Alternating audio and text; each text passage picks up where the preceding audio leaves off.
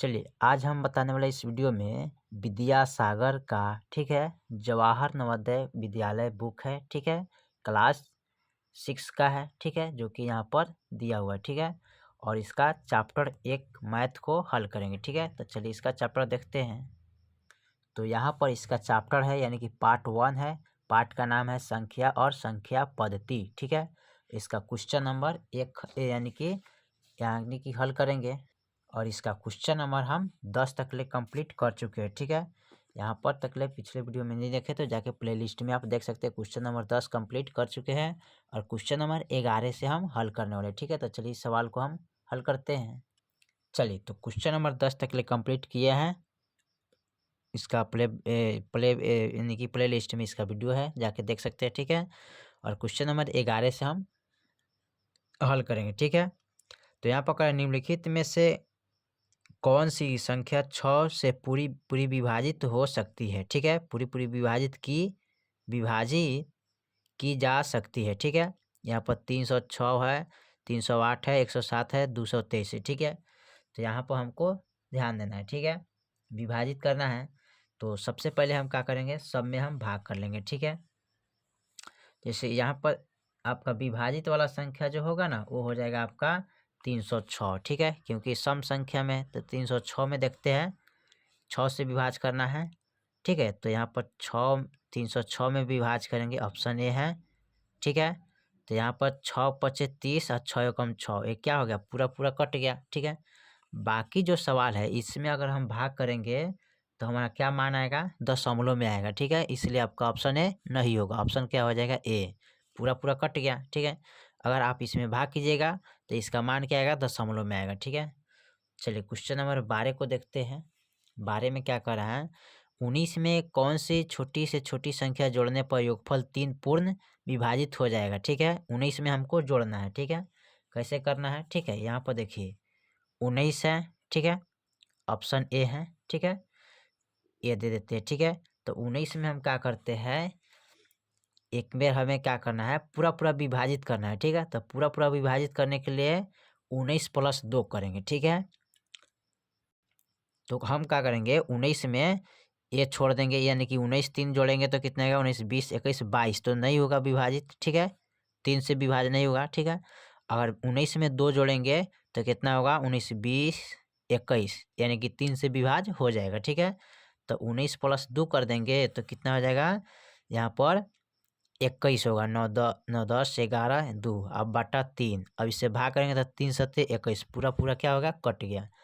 बाकी जो ऑप्शन है इसमें जोड़ता ना तो 3 से विभाज नहीं होता, 20 हो जाता तो 3 से भाग नहीं लगे। 9 6 15 एक 25, तो 3 से भाग नहीं लगेगा 25। यहाँ पर जोड़ेंगे 9 10 11 12 एक, यानी कि 22, 22 में 3 से विभाज नहीं हुआ। अगर इनको जोड़ेंगे तो यहाँ पर क्या हो जाएगा 21, और 21 क्या है हमारा, 3 से विभाज हो जाएगा ठीक है।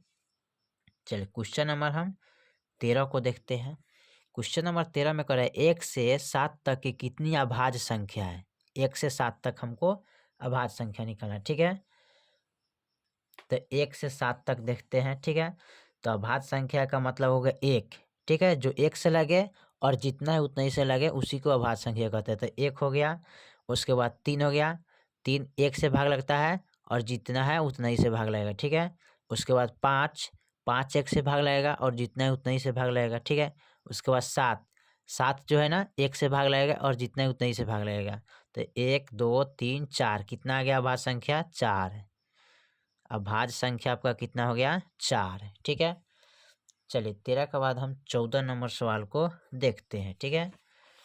14 नंबर सवाल क्या कर रहा है, 5,09,408 को अंकों में लिखा जाता है कैसे ठीक है। यहाँ पर दिया है, इसको हमें क्या करना है, अंक में लिखना है ठीक है। तो 5,09,408 को अंकों में लिखना है ठीक है। तो यहाँ पर लिखेंगे 5 लाख ठीक है, जीरो देंगे, यहाँ पर करें 5,09,000 ठीक है। तो 9 लिखेंगे, 4 0 8, इकाइन दहाइन सैकड़ा हजार 10 लाख, यानी कि 5,09,408 हो गया ठीक है।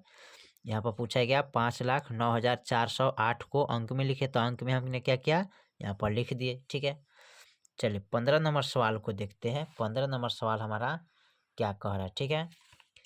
15 में जो सवाल दिया है ना, यहाँ पर कह रहा है 4265 को 10 के घातों का प्रयोग करते कर विस्तारित में लिखे। ठीक है, यहाँ लिखा हुआ है। ठीक है, हमें क्या करना है, इसको लिखना है। तो यहाँ पर दिया है कितना, यानी कि यहाँ पर पहले इसको लिखेंगे 4265 को। ठीक है, तो लिखेंगे 4265 को। इसको लिखना है कैसे, घातांकीय रूप में, यानी कि 4 लिखेंगे। ठीक है, गुने 10। यहाँ पर पूछा है क्या, हमें पूछा है कि यानी कि 10 के घातों का प्रयोग करते हुए विस्तारित रूप में लिखना है। ठीक है, तो घात इस पर क्या लिखेंगे, यानी कि घात हो जाएगा 10, इसका पावर लिखेंगे कितना, 3। ठीक है, कैसे, तो यहाँ पर 1 2 3, इसके पीछे कै गो अंक है, 3 गो, तो 3 गो घात लिखेंगे। ठीक है, क्योंकि 3 गो अंक है। उसके बाद क्या करेंगे, जोड़, उसके बाद क्या है, 2, तो 2 लिखेंगे गुने 10। अब इसके पीछे 2 का पीछे कै गो अंक है, 2 गो, तो यहाँ पर घात हो जाएगा 2। ठीक है, प्लस अब लिखेंगे यहाँ पर 6 गुने 10। अब 6 का पीछे एगो अंक है, तो यहाँ पर एगो घात चढ़ जाएगा। ठीक है, प्लस अब लिखेंगे 5, यानी कि 5 गुने 10। 5 के पीछे कोई अंक नहीं है, तो इसका घात क्या हो जाएगा, 0 हो जाएगा। ठीक है, ये आपका मान आ गया। ठीक है, 15 के बाद हम 16 नंबर सवाल को देखते हैं। ठीक है, 16 में क्या करें, निम्नलिखित में किस संख्या का बोध होता है। ठीक है, इसमें किस संख्या का बोध होता है, 85 40 की, 85 04 की, 84 05 की, 80 54 का। ठीक है, तो इसमें से क्या करेंगे, 8 लिखेंगे, 4 लिखेंगे। ठीक है, उसके बाद यहाँ का जितना मान होगा उसको निकाल लेते हैं। ठीक है, तो इसमें से क्या करते हैं, पहले इसका घात यहाँ पर हम नोट कर लेते हैं। ठीक है, इसका जो मान दिया है ना, 8 गुने 10 के पावर 3 है, प्लस 4 गुने 10 के पावर 2 है, प्लस 0 गुने 10 के पावर 1 है। ठीक है, यहाँ पर लिखेंगे, सॉरी यहाँ पर तो हम दूसरे लिख दिए मान, यहाँ पर गलत हो गया। ठीक है, हमें इस मान को नोट करना है। ठीक है, 16 वाला का, तो यहाँ पर लिखेंगे 8 इंटू 10 के पावर 3। ठीक है, फिर लिखेंगे प्लस 4 इंटू 10 के पावर 2 है। ठीक है, फिर प्लस 4 इंटू 10 के पावर 1 है। ठीक है, फिर लिखेंगे यहाँ पर प्लस 5 इंटू 10 के पावर 0। ठीक है, अब इसे हमें क्या करना है, एकत्रित करना है। ठीक है, ये विस्तारित रूप में है, हमें एकत्रित करना है। तो यहाँ पर 8 है तो 8 लिखेंगे। ठीक है, और देखिए पावर 3 है, तो इसका मतलब इसके आगे यानी कि इसके पीछे कै गो अंक है, 3 गो अंक होगा ना, तो 3 गो अंक हो जाएगा। कौन कौन, 1, ठीक है, 1 है, यहाँ पर 2 है, और यहाँ पर एक 3 है। ठीक है, यानी कि एगो यहाँ अंक हो गया, एगो ये अंक हो गया, एगो ये अंक है, 3 गो अंक हो गया ना, पावर 3 है, तो यहाँ पर लिखेंगे 4। ठीक है, यानी कि 3 गो अंक है, तो तीसरा पर कौन है, यानी कि 1 2, तीसरा पर कौन है, 4, तो 4 लिखेंगे। उसके बाद यहाँ पर 2 पावर है, तो यानी कि यहाँ पर 0 है। ठीक है, उसके बाद यहाँ पर 5 है, तो 5 लिखेंगे। 84 05 ये आपका मान हो जाएगा। ठीक है, जो कि ऑप्शन 84 5 जो दिया होगा, यहाँ पर देखते हैं 84 5, यानी कि ये ऑप्शन हो जाएगा। ठीक है, सी नंबर। ठीक है, चलिए 17 नंबर सवाल को देखते हैं। 56 को रोमन में किस प्रकार निरूपित किया जा सकता है। 17 में दिया है 56 को रोमन में व्यक्त करें, व्यक्त करें। ठीक है, इसको रोमन अंक में व्यक्त करना है। ठीक है, तो देखिए 56 को हमें रोमन अंक में व्यक्त करने के लिए क्या करेंगे, सबसे पहले इसका मान टेबल याद करना पड़ता है। ठीक है, तब जाके आप इसको लिख सकते हैं। ठीक है, तो 56 को रोमन अंक में व्यक्त करने के लिए क्या करते हैं, यहाँ पर लिखेंगे LVE। ठीक है, आई भले आई लिखेंगे। ठीक है, LVI, ये आपका 56 का निरूपित हो गया। ठीक है, चलिए 17 के बाद हम 18 नंबर सवाल को देखते हैं। ठीक है, इसमें 18 नंबर सवाल क्या कर रहा है, रोमन संकेत इतना के किस संख्या को निरूपित करता है।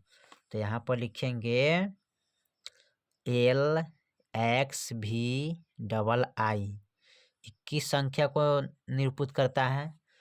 तो 18 का, यानी कि यहाँ पर लिखेंगे 67 को निरूपित करना है। ठीक है, इससे पहले आपको इसका मान याद रखना पड़ेगा। ठीक है, तब जाके आप इसको लिख सकते हैं। ठीक है, चलिए 19 नंबर सवाल को देखते हैं। 19 में क्या कह रहा है, एल डबल एक्स वी आई किस संख्या को निरूपित करता है। ठीक है, तो यहाँ पर लिखेंगे एल, ठीक है, डबल एक्स वी आई किस संख्या को निरूपित करता है। तो 19 का जो ऑप्शन होगा ना वो हो जाएगा 76। ठीक है, आप इसको याद करिएगा तब जाके यहाँ पर आप इसको लिख सकते हैं। ठीक है, चलिए यहाँ पर 19 के बाद हम 20 नंबर सवाल को देखते हैं, लास्ट जो है। 20 में कह रहा है कि सी माइनस एल का मान निकाल कितना होगा, उस पर क्या है, यहाँ पर देखिए डैश डैश दिया है। ठीक है, चलिए इसको हम देखते हैं, C dash minus L dash. ठीक है, इसका मान हमें ज्ञात करना है। तो सी से यानी लिखेंगे सीधे यहाँ पर 5000, इकाई दाइन सैकड़ा हज़ार, 50,000 होगा। ठीक है, 2 3 इकाई दाइन सैकड़ा हज़ार, इसका मान क्या होगा, 50,000 होगा। ठीक है, चलिए तो हमने यहाँ पर क्वेश्चन नंबर यानी कि 20 तक ले कंप्लीट कर दिए थे। ठीक है, बाकी जो सवाल है फिर अगले वीडियो में, तब तक लिए जय हिंद जय भारत।